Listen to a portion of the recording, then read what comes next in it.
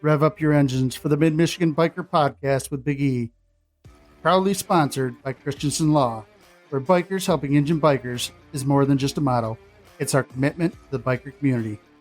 Be sure to tune in and listen to the latest news and biker buzz. And for all your personal injury needs, be sure to contact the Christensen Law team at 248-900-9000.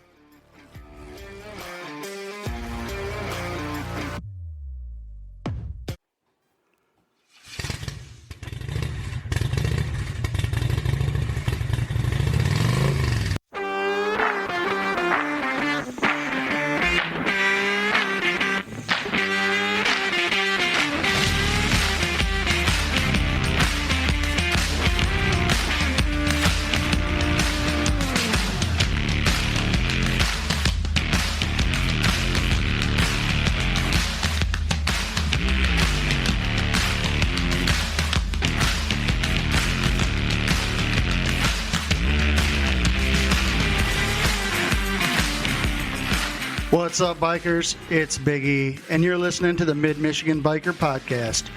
We're talking all things bikes, the freedom of the road, and the brotherhood that makes this lifestyle what it is. From killer tips to wild stories from the highway, we've got it all right here.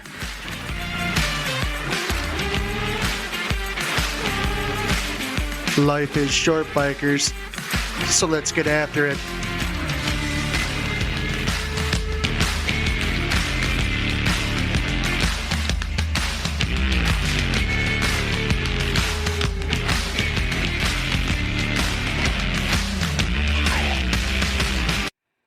Hey everybody, welcome to the podcast. Big E here. And this week we have a return guest. Jamie Lynn Tupper. Welcome back to the podcast. Yes, thank you for having me. Always. It's been a couple years, I think. Yep. It was 2 years ago that I met you for the first time, and we did the first biker podcast. Yep. So I'm no longer at that residence. So You would have had another adventure coming, because I believe you had quite the adventure when you came down for the first one. I did. I was rerouted like 3 or 4 different times due to construction, and my GPS kept trying to tell me to turn around and go back the other way, and I'm trying to recalculate and look at maps, and I had about 10 truck drivers on the phone telling me, no, go left, no, she's supposed to go right. So over the river and through the woods, I eventually made it. Yep. And it is construction season in Michigan right now, and I know there is plenty of construction happening all around me. So you would have been redirected, probably. Recalculating. So tell us a little bit about what you do for the listeners that don't know, that haven't gone back and listened to that episode of the podcast. Absolutely. So I am with Bikes For Bucky. For anyone who isn't familiar with us, this is our 4th ride that we have put on. This will be our 4th year. Bikes For Bucky was actually started because a brother and coworker of my husband's had experienced some medical emergency, wasn't able to work. His family was about to lose his home, and his daughter was getting married in Tennessee. And the reality of life just was, it wasn't planned. He was a very active father and grandfather and had grandkids living with him and all the things. Sole supporter of the household, and without our help, they were going to lose the house, and he was going to have to miss his daughter's wedding. And my husband came home and he just said, listen, what can we do? What can we help with? And I said, we don't have enough in savings to be able to do that. And we had our first Harley for about a year at that point. And I said, I don't know, let's do one of those poker run things. Go talk to the guys at work, see what they think. If they'll all join us, we'll try to get maybe 20 bikes and we'll see what will happen. Well, probably about 3 or 4 weeks went by. No one had said anything to me about that quote unquote poker run thing. And he came home and said, hey, the guys want to know how the run's going. And I went, oh boy. So we're really doing this. And I found out just how much hard work, time, and dedication went into it. And I absolutely Do not do it alone. I have a wonderful group of family and friends that just rally right behind us and, want to help us be successful. For the first year for him, we raised just over $3,000 and we had about 35 bikes. Did silent auction, learned a lot about the process. Second year, our recipient was Lane Caswell. Lane had medulloblastoma. We raised just a few dollars short of $10,000 for him. We were absolutely rallied around. Everyone came together for Lane. I am extremely enthused to share with everybody that Lane is now cancer-free and living a very, very good life. So super excited about that. Last year's recipient was a veteran. I do want to share, and I'm sure that you already are aware of this, Big E, but the support services for veterans is not what it should be in our country. For the people that go and fight for our freedom and they do all the things, just trying to get a veteran nominated was virtually impossible. I was literally calling VA hospitals and things and begging people to nominate a veteran. So our veteran last year was Butch Brazino. So a funny story about that one, Biggie. I grew up knowing Butch Brazino. He was the fire chief of the fire department in the town where I grew up in Clarksville. And my mom had lost her home at one point in time to a fire, didn't have insurance. And then we lost my sister to a drug overdose. And in both of those occasions, the Brazino family showed up. And Butch came with lumber and boarded up my mom's house so people wouldn't loot her stuff and all those things. And I remember having $500 I'd gotten for a bonus at work. And I kept telling my husband at the time, I'm going to give back to this man because he poured himself empty. His wife brought meals, all the things. Like, I need to do something. And I tried to give it to him. And he said, you know something? All I'm going to tell you, kiddo, is I would hope if I were faced with challenges like this at some point in time in my life, that someone would show up for me. And some random person who I didn't even know nominated this man for us to ride for him. So we were successful in raising just over $3,000 for him last year. And I have to tell you, Biggie, I am absolutely love our following because it started raining. Of course, as soon as you get there to the fairgrounds and you're getting all set up and registration tables already, and you're like, all right, where's the people? The most god-awful downpour happened, and people turned around and went home, and we didn't have a lot of bikes, but you know what? The bikes that showed up were dedicated to the cause, and we were going to make it happen. So this year, we had decided we were going to take a year off. I bought a brand new Harley last year.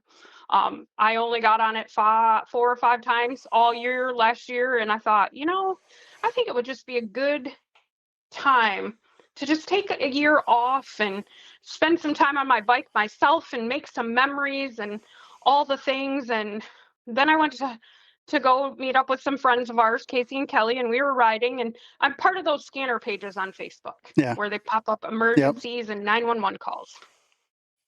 And I saw a 911 call popped up on West Michigan scanner page that Lisa Judy runs. And I read a 13-year-old little girl from Portland had taken her own life. And I sat there in that moment staring at my phone thinking, where are we as a country and as people that a 13-year-old little girl feels that there is no hope for her and that she has nowhere to turn, no one to talk to help with those heavy burdens? I think it's safe to say that the world you and I grew up in and the way our parents raised us to be the people that we are today, that world doesn't exist anymore.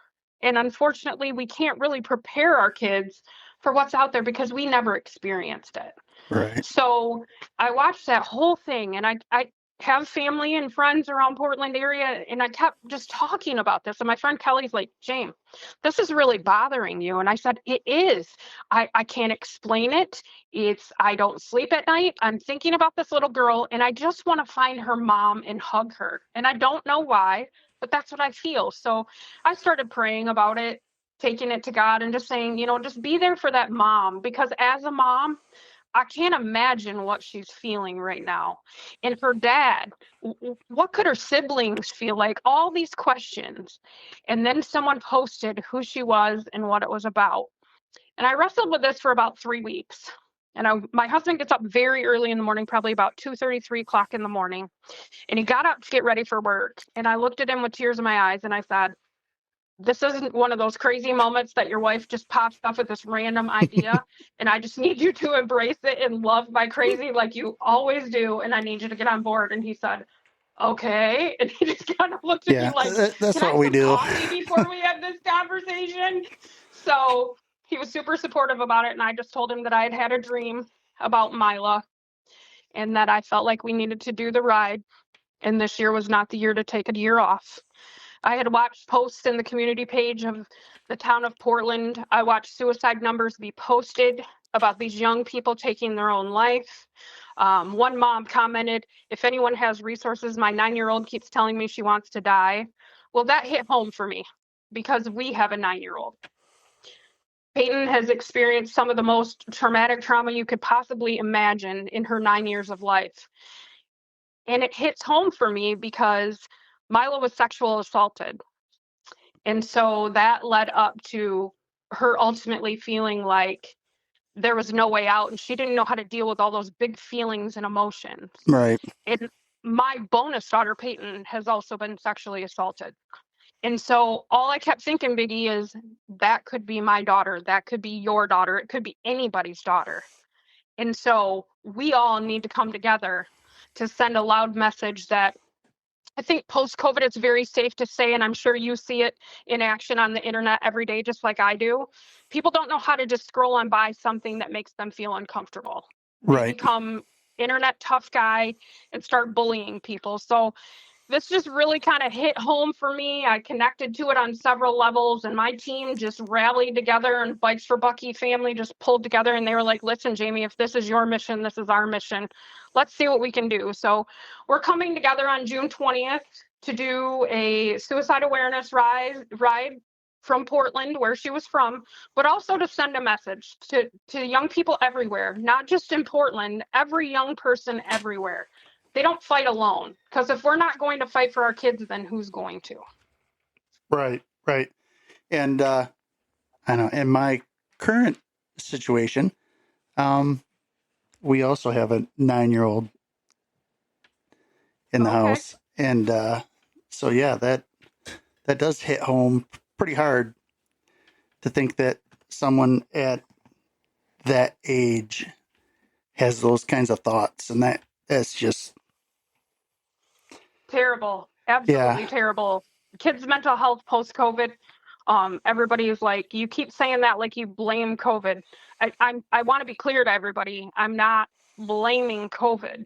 Post-COVID, kids became very withdrawn when COVID happened, right? Because for safety reasons, they had to be protected from getting sick. People didn't want their kids to get sick. They didn't want to share the sickness with other people.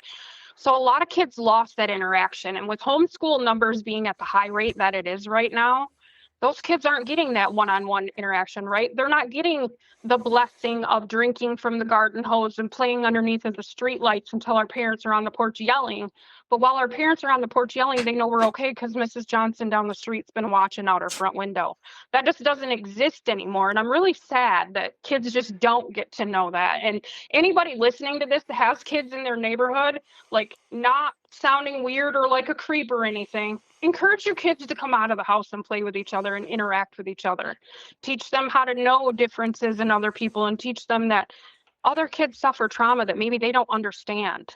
It's a blessing they don't have to understand that trauma those other kids go through, but teach them kindness, to meet those kids with kindness and to love them and be compassionate to them. Yeah, we I just came from a birthday party. The girlfriend's has twins, and they had a birthday Oh, party, and okay. yeah, a lot of kids there. Fun. But yeah, it's cool because the socialization, and they're neat to watch. Yes.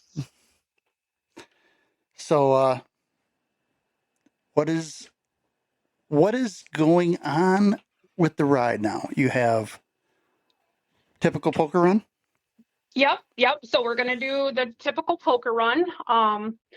More so this year than any other year. I know some people feel it's a safety concern, so I want to assure everybody it's not a safety concern. We've taken all measures in place before I say the next part, because I had a little old lady get pretty triggered by this the other day, and I do not want to offend anybody. But more so this year than any other year, if you don't have a bike, you absolutely can join us. You can come and spend the day with us. You have kids that struggle with depression and you don't know where to turn or where to go or whatever, and you just want to have them be somewhere they can be happy for the day. Pack the car and come join us. We have a tail vehicle. It's a recovery vehicle. It'll be driven by our friends, Nick and Nicole. They'll be pulling a trailer in case anybody's bike decides it needs to take a break for the day, and they'll recover and they'll help get you home. But all of those passenger vehicles will be back behind that vehicle. So there's safety measures in place and things. So we encourage you guys to pack a car and come and join us. We're going to be doing 50-50 at each stop. We've got raffle prizes, silent auction. We did the Chinese silent auction last year, and that was the first year I've ever done it that way. What a hoot that was. And man, did we make, good headway at raising a significant amount of money just off of that silent auction. We've got some new sponsors this year. We've got other sponsors that come back. Something we normally do is we normally do a big dinner at the end. And I have to be honest, Biggie, it is so much work to put that part of the dinner on and try to get sponsors and things like that. So Corey and Chrissy Stiles at Farmer's Tavern. Let me tell you people something. These two individuals are an absolute godsend, and we could not do what we do without their support. These two, from the first time Bikes for Bucky came to fruition, they have a heart that is like none other and compassion for people, and they just want to help somebody have a better day all the way around. Side note, Chrissy makes some mean deviled eggs at Farmers, so if you've never had them, you definitely need to get in there. And another side note, they're pretty involved in stuff in the community because that's not the first time I've heard their names come up. Yes, they give back unconditionally. The food pantry, all the things, everything we came up with. Last year we did a cornhole tournament at Farmers. They were right there, opened everything up for us. So they're going to host the dinner this year. They're putting it all on. They're going to do a taco bar.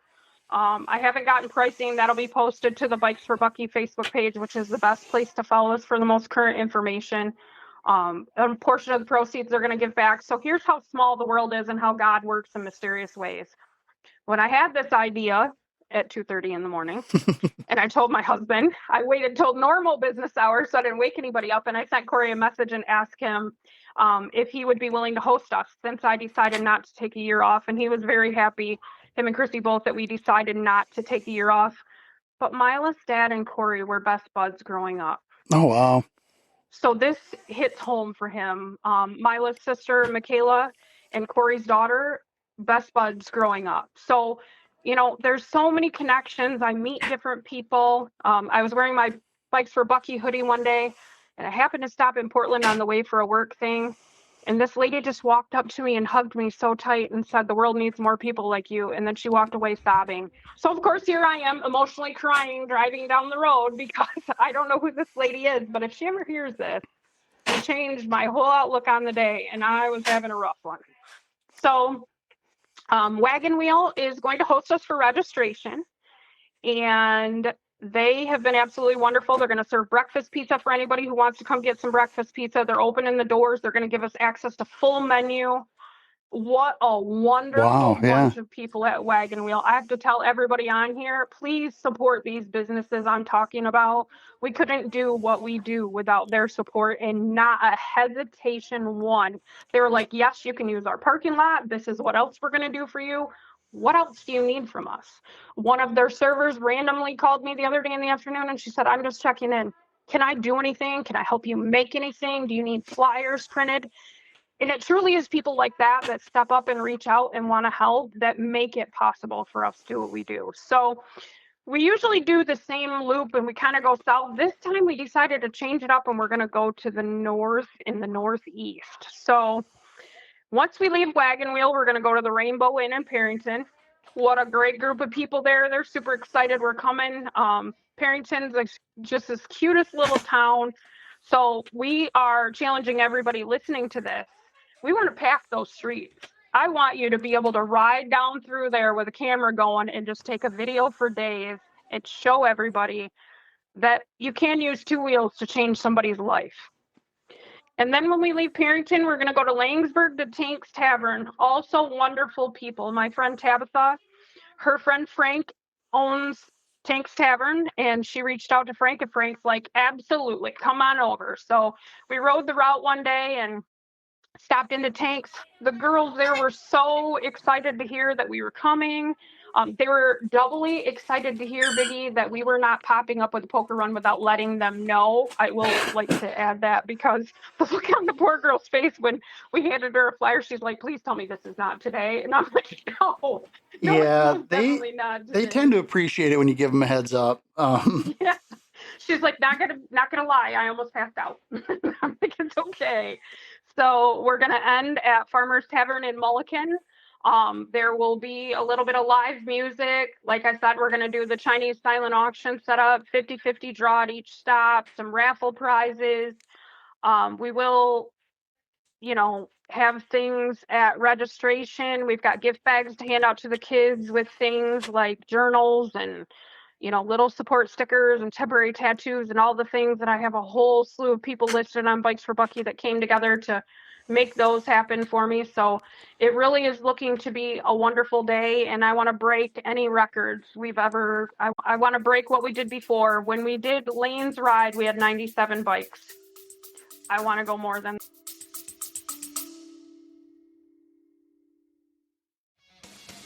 Riding season's wrapping up. Real riders know that's when the work starts. At Behind Bars Cycle Works in Caro, they're wrenching, tuning, and tricking out bikes all winter long. 3-hole oil changes, tune-ups, tires, clutches, full annual services. They keep your machine mean. Want to go lower, louder, or flat out wicked? They do air rides, sound systems, custom engineering, and fabrications that turn heads. Don't park it and forget it. Call 989-455-1187 or roll into Behind Bars Cycle Works at 1965 Mertz Road, Caro. When spring hits, you'll ride ready.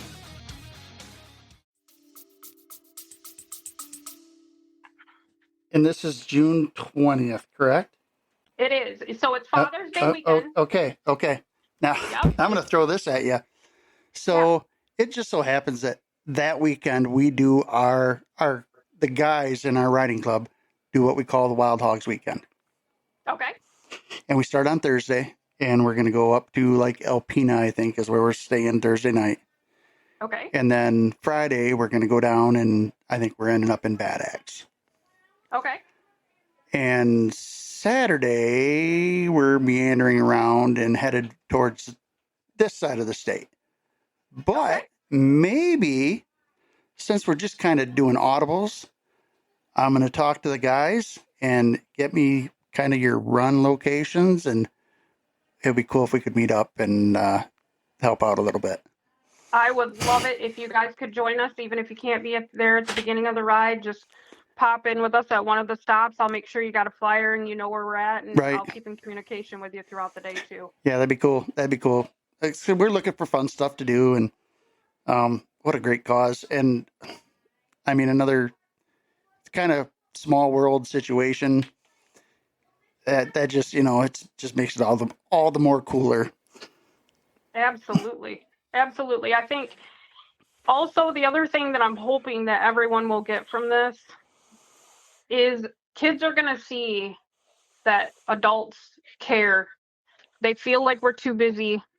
I talked to a couple of girls who came to the bake sale that we had in Portland.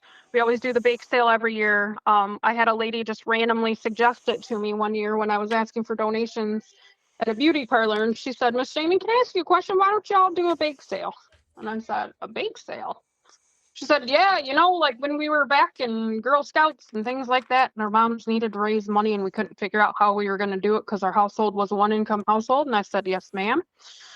She said, my mom baked cookies and we did a bake sale. So why don't you do a bake sale? So we have made that part of our stuff. And a couple of the girls from Portland who came, the young ladies who came and chatted with me at the bake sale, they just see that a lot of what goes on today in society is they feel like they'll be looked down upon if they talk to people about being depressed or being sad. And, the one young lady, she started crying and she said, sometimes I just feel like I need to cry and I don't know why, but I don't feel like I can go to anybody outside of my mom when I'm at school and just be like, I'm really sad and I need a place to cry. So my hopes is that we can raise enough money I want to, give a significant portion of this to Mila's family to help ease the burden on her parents and give them just some time to continue to process what has happened. They've experienced an absolutely unimaginable Right. loss.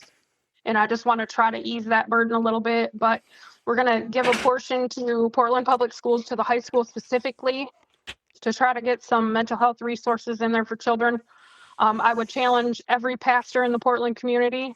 These are part of your community. These young people are. And maybe if we can get enough pastors to come together and go to the school and devote a couple of hours a week, maybe that'll help lighten the load, and we can make sure that they always have somebody to talk to. And then the final donation we're going to do is to Ellie's Place in Lansing. If anyone listening is not familiar with who Ellie's Place is, they provide counseling resources to kids who have lost parents, experienced unimaginable losses of a sibling. I know when we lost my sister to a drug overdose, they sent a counselor out to speak to my nieces and nephew once a week, free of charge. Wow. Those types of organizations tend to go away if we don't support their cause. Yep. And I think at this point in time, anything any of us can do, I don't care if it's $1, I don't care if it's $5. I had a lady randomly give me $7 at the bake sale and It all adds up. absolutely. She apologized over and over. I'm so sorry, I don't have more. You know what? I don't care if you have $2. Find somewhere that it will impact a child's life and donate it. Yep. Even if it's your time. Oh my gosh, what donating an hour a week to sit and listen to a young person. And I know it's hard, right? The schools have to have heightened security. We can't just come and go like we used to be able to when you and I were in school. Right. Things like that. But, having a community day. So my husband and I actually started an RC, and it's Scars and Saints RC. And so part of what we're going to do in memory of Mila towards the fall, when things settle down for everybody, is we're going to have a community day where we're all just going to get together at a park in Portland. And I want everyone to bring their kids. I don't care if you're from Portland. I don't care if you like Portland, don't like Portland. I don't care. Bring your kids, bring a dish to pass. We're going to have a giant community picnic, and we're all going to sit there and spend time with all these kids to show them that they matter. That's very cool. My job, my normal 9 to 5, I drive for our local transit authority, and we actually have school choice in this area, so we end up busing kids back and forth home and from between the two cities, to Scottville and Ludington. And I've watched a lot of these kids grow up, because they've been riding the bus. I've been there for 12 years, almost 13 years. And so you interact with them, and I mean, it's cool to see them. I had one little girl, this will stick with me forever. One little girl on the bus, just adorable. And I'm in Meyer one day, and she sees me and screams my name out over the top of her lungs, runs up to me, gives me a hug. Come here, I want you to meet my mom and dad. And just that's the kind of stuff that is just so cool dealing with kids. I adore kids. I have to with my job. Absolutely. And, my daughter she works at Freedom Acres School in Ionia, and she deals with autistic children. My granddaughter's high functioning autistic. She has just advocated beyond belief, and I get to watch her and be so blessed to be her mom and see her just support all these different people. But being in the store with her when the little kids from the daycare she used to work at are not so little anymore, and they recognize Miss Taylor, and they go running and give her the biggest hug. And, I always think back to when I was in school, right? And I had a bus driver, and her name's Pat Reeser, and she lives in Clarksville, and she was our bus driver. And I remember just being teased about my clothes, being teased about my hair. My mom gave me one of those at home, I'm going to try to make you look like Farrah Fawcett haircuts, but I definitely did not look like Farrah Fawcett. I love you, Mom, if you listen to this, but please don't ever do that to another human being again. And kids, they're even not as compassionate now as what they were back then. Right. And everybody was off the bus, and we were the last stop. And she let my siblings off the bus, and she closed the door. And I remember my heart sinking, because I'm like, oh my God, I'm in trouble with the bus driver. My mom's going to be so mad. And I saw my mom watching in the window like, hey, I'm missing one of my chickens. Where did they go? And she looked at me and she said, I'm going to tell you a little story. And I want you to take this to heart and I want you to carry it with you for the rest of your life. And I said, what's that? She said, they're going to make fun of you because they don't understand why you don't seek their approval. They don't understand why you're not fazed by them teasing you. And I remember getting upset and emotional and the tears fell. And I said, but it does hurt and it does bother me. And she said, don't ever let them see that they affect you emotionally that way. Right. Just remember how they make you feel. Don't make another human being feel that way. Yeah. Your goal in life is to be a good person, get a job, raise a family if you choose to, give back to people, and always be kind. And when you get to be lucky enough to be a grandma like me, your whole perspective will change. And then your goal becomes, by the time God calls me home, I just want to be somebody my grandkids can be proud of. And I heard that from her, and I've carried it with me through every phase of life, both when I was doing good and when I wasn't. And now I'm blessed to be a grandma of 3. And I love those little girls with my whole heart. And I just get up every day. And Vera is very involved with Bikes for Bucky. She can't wait for the day of the ride. My daughter Taylor, Moment in Time Photography, she's our official photographer of Bikes for Bucky. She always takes all of our pictures and everything. And Vera gets to go along with. And we had a long conversation about Mila and about how feelings and emotions can be big. And to any parents listening to this, when you listen to this, please, 5 minutes a week, ask your kid what the high of their day was or their week was and the low of their day was. You'll learn how they view life and what's critical in their eyes and what's a win in their eyes. You'd be shocked to see what little kids find as critical. Right. One of Vera's critical thing, she lost her favorite squishy. Yeah, Her whole yeah. world was turned upside down. I Yep. went to her house, helped her mom. We found the squishy. The day was saved and life was good. We had a squishy incident here too. So you Yeah, can relate I to can the totally 9-year-old relate to squishy that. issues. Yeah. Of course, this has been kind of a, I don't know, crazy thing for me because, I mean, my kids are old enough to have kids now. They're 25, 23, 24.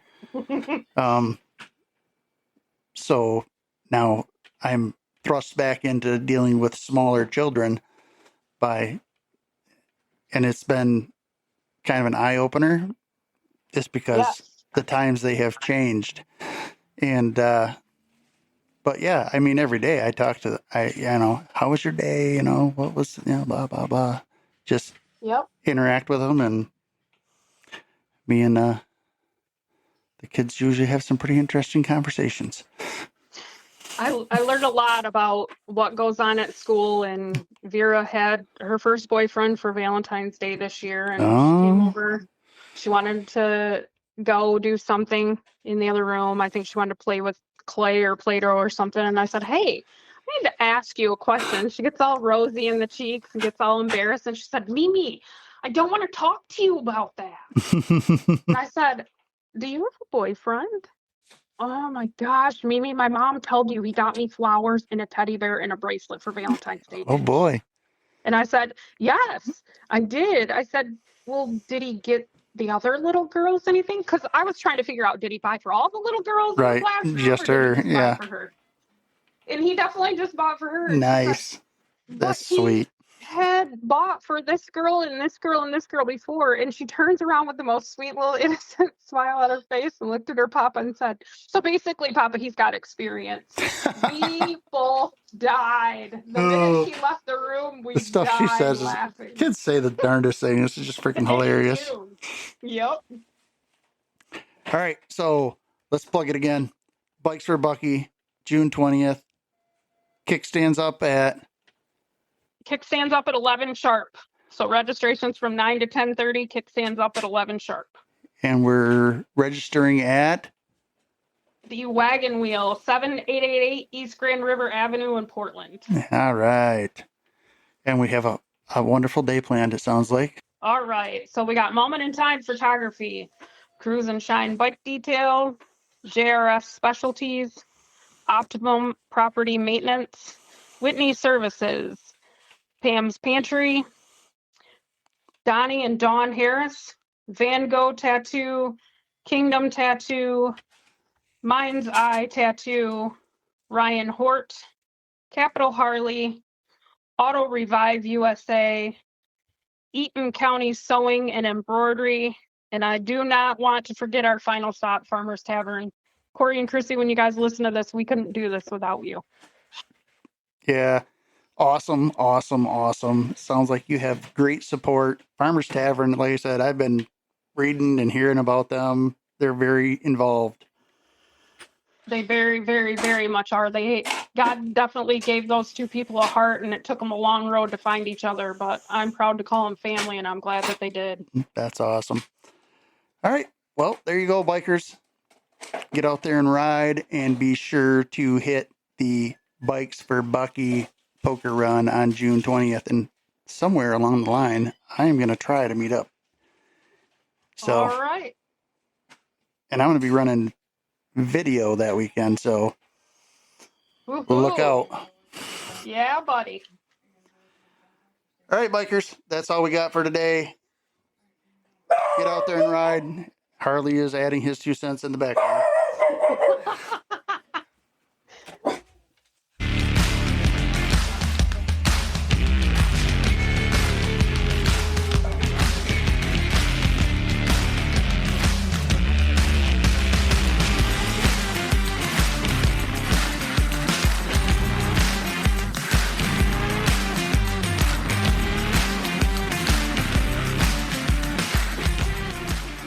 Thanks for listening to the Mid-Michigan Biker Podcast. Remember, bikers, life is short. Get after it.